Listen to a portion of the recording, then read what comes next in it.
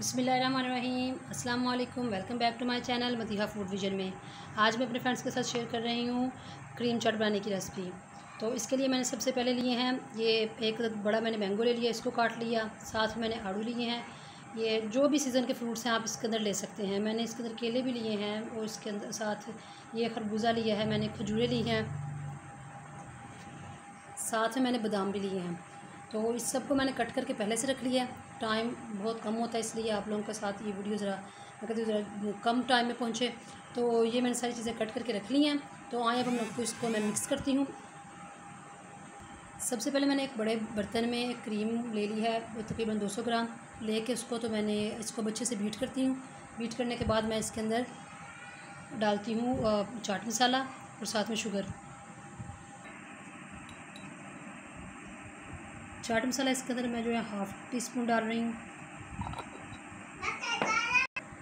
चीनी मैंने लिए 4 टेबल स्पून, इसको लेके इसके अंदर मिक्स कर रही हूँ। इसको अच्छे से मिक्स कर लिया। ये अच्छी तरह से मिक्स हो चुकी है। अगर आप लोगों को लगे बाद में इसको टेस्ट करके देख लीजिएगा चाट मसाले की इसके अंदर ज़रूरत है और या ये शुगर की, तो आप लोग इसके अंदर ऐड कर सकते हैं। सबसे पहले हम लोगों ने इसके अंदर फ्रूट्स मैंगो डाला, देन हम लोग इसके अंदर आलू डाल रहे हैं। बर्तनों को अच्छी तरह से साफ़ कर लिया करें। साथ में ये खरबूजा जो हम लोगों ने पीसेस करके रखे हुए थे इसके खुबानी है,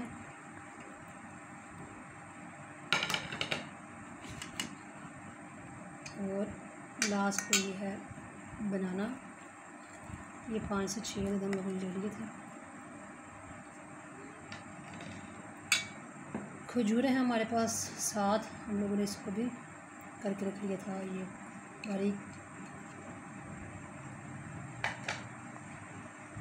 बादाम है इसके अंदर हम लोग डाल रहे हैं, जो कि हम लोगों ने इसको भी कटिंग करके रख लिए थे। अब हम लोग इसको मिक्स करते हैं। इसको मिक्स करने के बाद हम लोग किसी दूसरे बर्तन में निकाल लेंगे जिसमें हम लोग इसको सर्व करना है।